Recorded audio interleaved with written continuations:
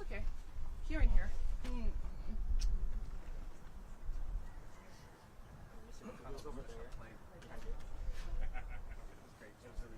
I almost missed my first. Tell me that.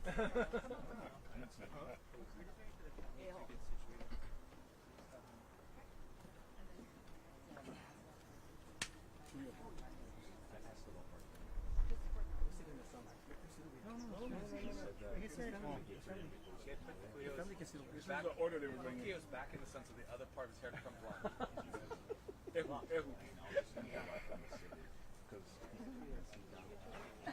No, you guys don't like sit by me. I like mine too. I can make mine again.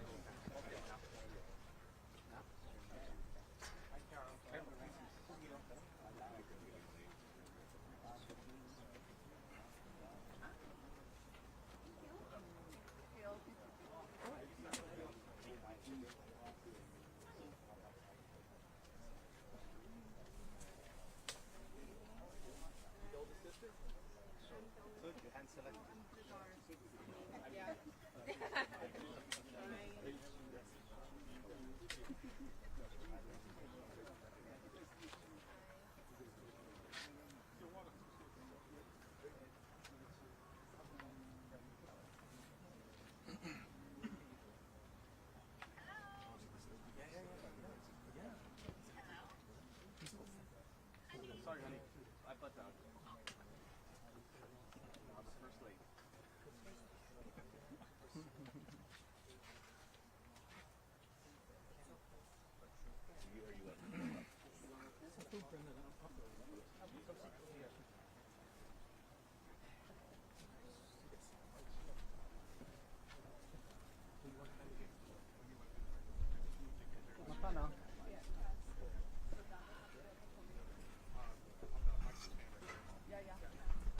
Whenever you're ready. Okay. How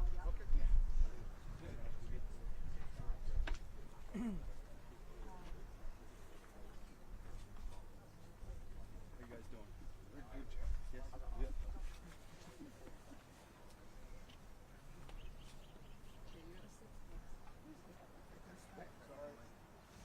Make sure you tell us what you need, okay?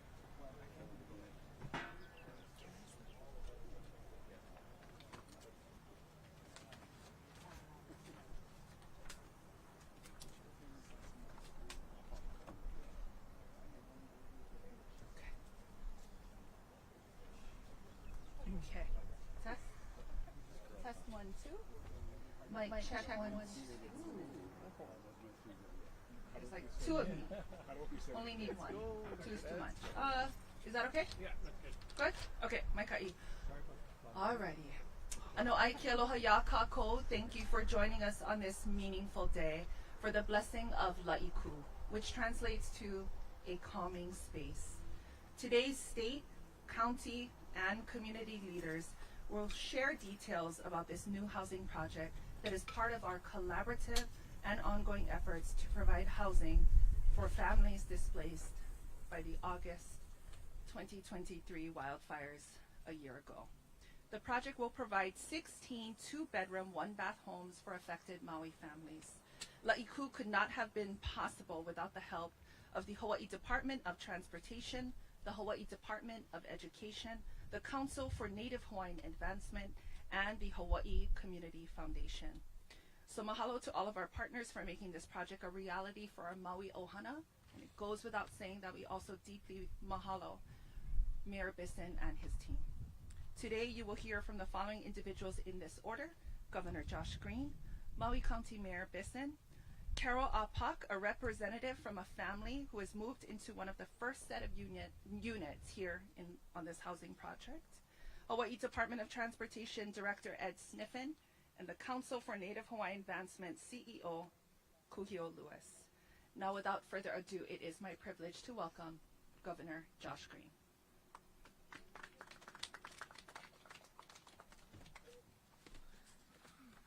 Aloha. Mostly this is for you, for the Apak family. Thank you for being a part of this. It has been an incredible challenge for so many families. Over 3,000 families lost homes on the day of the fire 1 year ago tomorrow. So it's been 365 full days since the fire hit Maui. So we want to highlight just some of the efforts and mahalo people today. We're grateful to see you. We're grateful to see you in good health. We wanted to be a part of this small blessing with you at Laiku because it is about rebuilding. And for the many, many families, we have to somehow find a way to get back. In this year, we hope that this will become a calming space for you. For anyone who feels a need, we hope they'll reach out. You have a beautiful family, so thank you for sharing them with us today. We're going to continue to focus our work between the mayor's team and CNHA, all of our departments. We're going to continue to make sure we build homes. This is just the absolute beginning, and I think everyone needs to know they will see houses now here in the second year of the recovery. The first year was about survival. The second year will be about rebuilding, and there will be thousands of homes built now. These houses are some of the first houses that are built. So we're grateful to see you here. We want to see everyone heal, and we know it's going to take so much time. The first two families began moving into Laiku on July 23rd, and two more families, as we see, are moving in right now. The additional units will come in August, throughout this month, and in September. I just really want to profoundly thank Mayor Bissen, who has worked day and night to try to find ways to help us recover. We have been grateful to see each step of the recovery, and we know it's slow, but we want to do all that we can, essentially faster than anyone else has done in other places where such tragedies have occurred. So you have our commitment, whether it's Ed Sniffin, our director, Kuhio, who's had a heart of gold, Mike Akane at the Hawaii Community Foundation, who's been fundraising and making sure that projects can come to fruition. We just want you to know that we'll do all that we can. So it's with love that we are able to share this moment with you, and I hope that the other 3,000 families will all see another way to get into a home in the coming weeks, months, and year. Mahalo for everything. Aloha.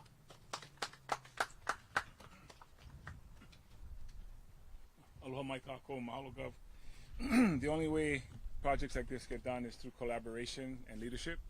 And so I would like to add my aloha to the Apak family for taking part and allowing us to come to your homes today to take part in your moving in. The leadership I was speaking of is, of course, our governor, his assistants through his departments of transportation and education, as well as CNHA, one of our partners, and the Hawaii Community Foundation. I'm very grateful to the Lahaina community for allowing us to take part in your rebuilding. As Governor says, this is the beginning. There are others that will come, other units. There are 4 more that will come here, I believe, on Friday. And then there'll also be a total of 12 up here, 4 more down below. So at least 16 families will be served by this. I don't want to forget to thank HPM as well, the company that provided these units, a local company here on Maui and the Big Island. So grateful to their helping us as well through this. There are other families that are being impacted, like you folks. There are 20 families right now that are rebuilding their homes in the impact zone right now. Another 48 permits that have been approved, and another 130 that are in the queue ready to get approved. So I did want to also thank all the folks responsible for putting in the infrastructure that's making it possible for that to happen. And the Gov has a huge project coming up, Kalaiola, above Fleming Road, as well as Kilohana from FEMA. So we're grateful for all the work that's being done and the speed with which it's being done, so we can address this as soon as possible. So I join the governor, I join all of our partners in thanking them and hoping for a continued collaboration as we move forward with all of this. And again, welcome to your homes. Thank you.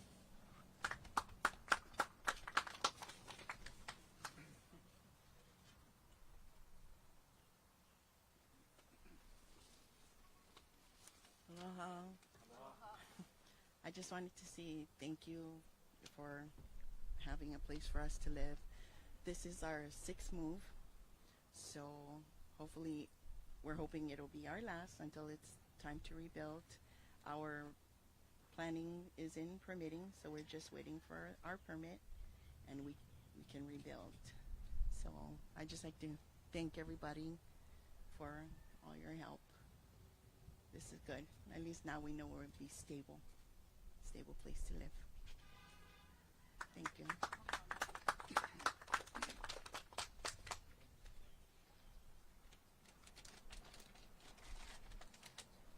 Hello everyone, Kuhio with the Council for Native Hawaiian Advancement. This project came about, it truly is a collaboration. You know, it came about because we were, quite honestly, we were looking at how we can support families, and paying these rental prices were just getting out of hand. And we figured, why not put our resources and the resources of those that wanted to support Maui towards something a little more stable long term.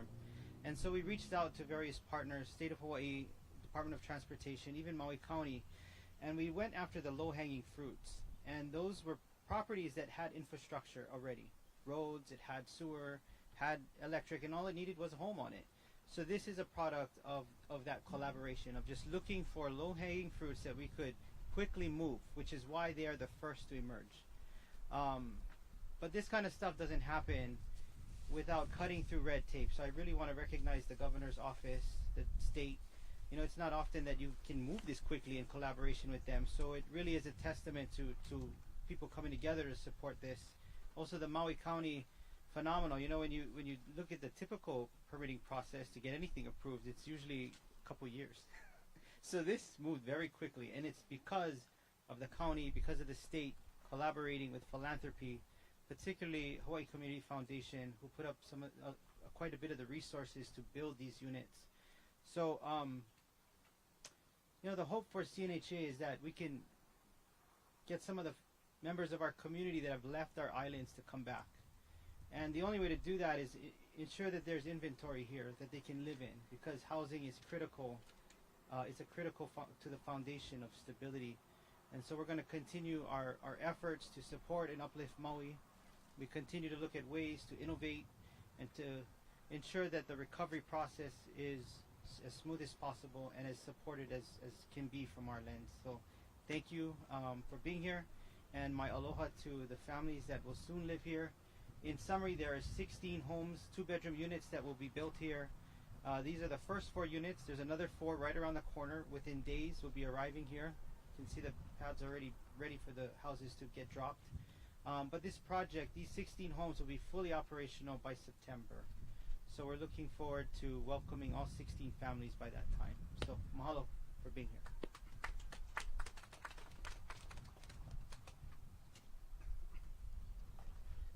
Hello, Ed Sniffin from Hawaii Department of Transportation. Really appreciate the governor and the mayor's leadership in all of this. This 16 units is a part of the governor's directive to make sure we get emergency housing out there as fast as possible. We know, and to the families, I really apologize for what you lost last year. We know that this doesn't replace it. We know that. We want to make sure that we give you something that gives you more stability that you can depend on, so this can be your last move before you get back into your home. That's the push right now, and governor's asked us to make sure we make that a priority. When he did, we had this land that was available. We had a partner in Kuhio that moves very, very quickly. So we thought it was a perfect opportunity, especially because Kuhio said, I'm coming in with money too. So we could split resources with the state, with nonprofits, to ensure that we can move forward on this as quickly as possible. Mayor was right behind it to make sure that we can push this as quickly as possible. And now we're going to have 16 families in this area to augment the 1,000 that's going to come in emergency housing for the communities. The great thing about this is there's no waste here. Once we're done with this, once all of our emergency housing residents move into their long-term housing, this becomes teacher housing for DOE. So this turns right over to ensure that we can continue to benefit the community in this area. So again, to the mayor, to governor, and to Kuhio, thank you very much for everything you did for this community. Really appreciate allowing us to be a part of it. Thank you.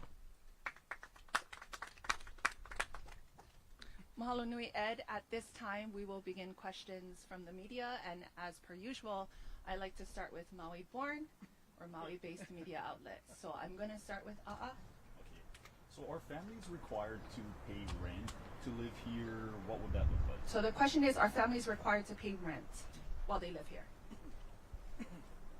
Most of the families will be covered by some form of subsidy that's available, but the rent to these 2-bedroom units is $17.50 per month, and it includes water and other sewer and other hookups. But yes, they are required, but we help them get subsidies so that it's covered by the programs. That money, just to be clear, that money that's collected goes to maintain the property. So there's a property management company that helps maintain the areas, provide support if anything goes wrong in the house. So that's what the money's being used for. And all families covered. I don't know if all of them are covered, but that's ideally the situation where the programs that are available, whether it's through state programs or FEMA dollars, rental assistance funds, even through our own programs, will help subsidize their stay here. Yeah, I would only add, just to support what Kuhio said, so if families have need, they should simply speak up. We set aside $100 million for the Temporary Assistance for Needy Families program, TANF. That will pay for 4 months of rent right off the bat, no matter what, if people are in need. And we'll just continue to support people until they receive their much needed resources for what they lost. And that's coming too. We can probably talk about that as people would like me to. Yep.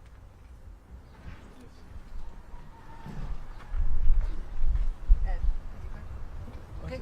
Okay. Our next question, I'm going to go with Maui now. Yes. Okay, so JD? Yes. Do the homes come with furniture or appliances? Anything else?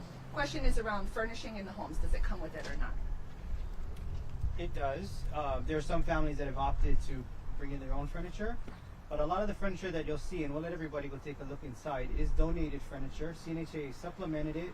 We bought what we could at Ross to help make them whole. But yeah, the homes are coming furnished unless they ask it not to be furnished. So that includes washer dryer, that includes basic furniture, a dining room table, beds, things like that. Are they able to keep those? Yes. Yeah. The question was whether they get to keep the furniture. The answer is yes. Most of the furniture, again, has been donated for the purposes of supporting survivors. Ready? I'm going to move to Civil Beat. Marcel. So Ed may have just touched on this, but I'm curious how many total emergency temporary units are in the works, when you expect to have that total amount done, and also if you could give me a sense, the governor alluded to the 3,000 families, get just a better sense of where many of those families have gone since they left the resort. So the question is around confirming the total number of housing units and breaking that down, and then also where are all of those units located? And where have people gone from And the where have people gone post-resort? Post-resort. Post-hotel stays. Post-hotel. So it's a broad question. Okay, so first of all, there's 3,071 families after the day of the fire that needed to go into the hotels because we didn't have anywhere else. They didn't have a relative or a second home to go. So over the course of 11 months, those 3,071 families gradually moved. Some people, and in fact many people, moved several times as properties became available. Almost all of those families moved into long-term rentals, some of which were already in place as long-term rentals all across Maui. Many were short-term rentals that were converted, and those dollars came from the federal government and the state to pay what was the going rate for short-term rentals. It tended to be between $6,000 and $7,000 a month. As you can see, it's a much better solution to have a person's home not have to move.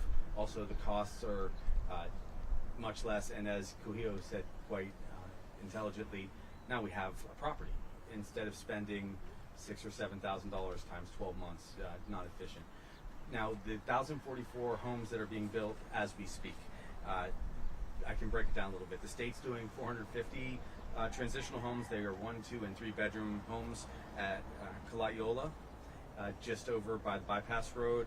FEMA right next to that, we're calling it Kilohana. That's 169 homes. The county has a property, Mayor, it's called Maui. Laie, yes. Laie, which has 175 units, which we acquired and have been, improved so that they will be houses for people.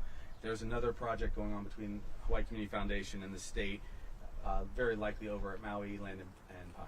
So that's another 214 units. So it adds up ultimately to 1,044 units, which will be done over the course of a year in a rolling fashion. So you'll see some of them come up in August, some in September.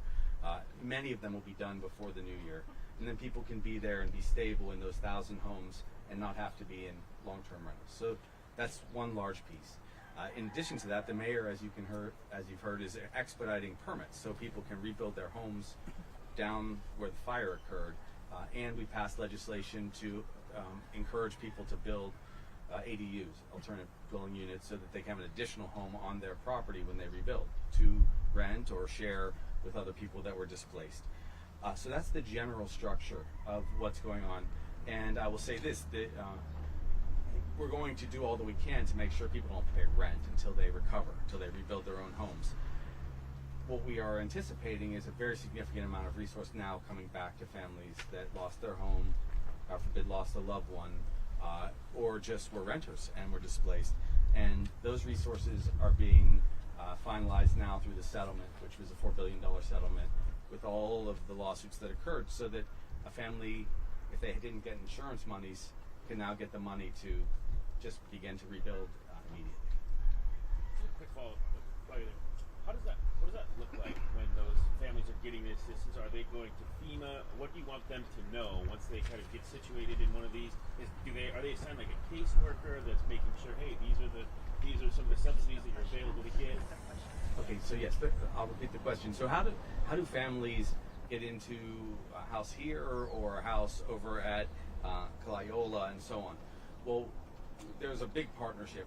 One way is we've been relying very heavily on Hawaii Community Foundation and CNHA to help guide us, to assign people to a quick process. We've already had over 600 applications for the 450 homes that are going to be finalized by the state. If you drive by, I think we'll actually be showing some of them in the next 2 days. The first set look a little bit futuristic, which is an interesting Jetson situation, but it's a home, and they're quite nice. So those applications are getting processed in real time and approved. And so as the houses are finished, in people will go. And so we'll be moving people out of the long-term rentals into homes so that they can stay there as long as necessary until they rebuild their house. And finally, I would add, and I think this has been covered by some of the media, we are very encouraged that Kamehameha Schools is entering into a partnership with the state, support of the county as large resources come in to build, we're hoping, as many as 800 homes. It's a larger project, longer term, but that again adds significantly to the inventory. These are big questions for the county council and the mayor to choose where to build and where we get the water, so we're going to defer to them. But a lot of housing is going to be going up in the next, say, month to 3 years. You're going to see an incredible amount of housing built. I'm going to just do another sweep in case there's any follow-up questions. Questions offline. Okay, I'm going to bring the governor back up if there's any closing remarks. Good? Mayor? Okay. Well, we truly appreciate you joining us here at La'iku. It is in its name that we hope this place will provide calm stability and healing for our Maui wildfire survivors, as you so pointed out, Mrs. Alpak. We now conclude our program. Mahalo and aloha. You guys can go back to the AC. You guys can go back to the AC. No AC. We gotta put it. Yeah. Did they give you a wall unit? Well, they gave us, yeah. They gave us But never installed. That's why it's like, Installed it. no more split AC, but Maui land. Yeah, no, thank you. You gotta figure something out. Just get your name spelled